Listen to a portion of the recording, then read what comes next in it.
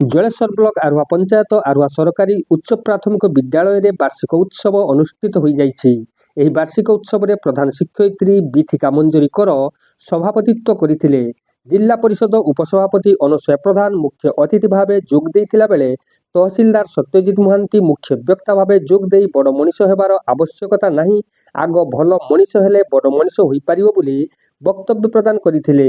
ABEO Sushant Kumar Jena, Jyotsnarani ପ୍ରଧାନ, ଶିକ୍ଷାବିତ ନୃସିଂହ ଚରଣପତି, ସରପଞ୍ଚ ତପନୀ ଭୂୟାଁ, ଗ୍ରାମ ମୁଖ୍ୟ Debkumar Nandi, CRCC Ajit Kumar Patra, Haraprasad ଏକାଡେମୀର ପ୍ରଧାନ ଶିକ୍ଷକ ବିନୟ କୁମାର ପ୍ରଧାନ, ବିଦ୍ୟାଳୟ ପରିଚାଳନା କମିଟିର ସଭାପତି କେଦାର ସିଂ ସମ୍ମାନିତ ଅତିଥି ଭାବେ ଯୋଗ ଦେଇ ବକ୍ତବ୍ୟ ପ୍ରଦାନ କରିଥିଲେ। ଶିକ୍ଷୟିତ୍ରୀ ଆରତୀ ଦେ ବାର୍ଷିକ ବିବରଣୀ ପାଠ କରିଥିଲା ବେଳେ ଛାତ୍ରଛାତ୍ରୀମାନେ ମଞ୍ଚ ଆହ୍ୱାନ ସହିତ ଅତିଥି ପରିଚୟ ପ୍ରଦାନ କରିଥିଲେ। ଶେଷରେ ଶିକ୍ଷକ ବିଧୁଭୂଷଣ ପ୍ରଧାନ ଧନ୍ୟବାଦ ଅର୍ପଣ କରିଥିଲେ। ଅତିଥିମାନଙ୍କ ଦ୍ୱାରା କୃତି ପ୍ରତିଯୋଗୀ ଛାତ୍ରଛାତ୍ରୀମାନଙ୍କୁ ପୁରସ୍କୃତ କରାଯାଇଥିଲା।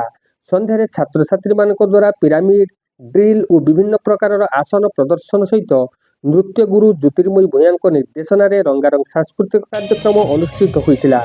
ବୁଲକ ବିହାରୀ ମହାପାତ୍ର, ସନ୍ଧ୍ୟାରାଣୀ ଭୂୟାଁ, ପୂଜା ପରିଡ଼ା, ସତ୍ୟନାରାୟଣ ଜେନା ପ୍ରମୁଖ ଶିକ୍ଷକ ଶିକ୍ଷୟିତ୍ରୀ ସମସ୍ତ କାର୍ଯ୍ୟକ୍ରମକୁ ପରିଚାଳନା କରିଥିଲେ।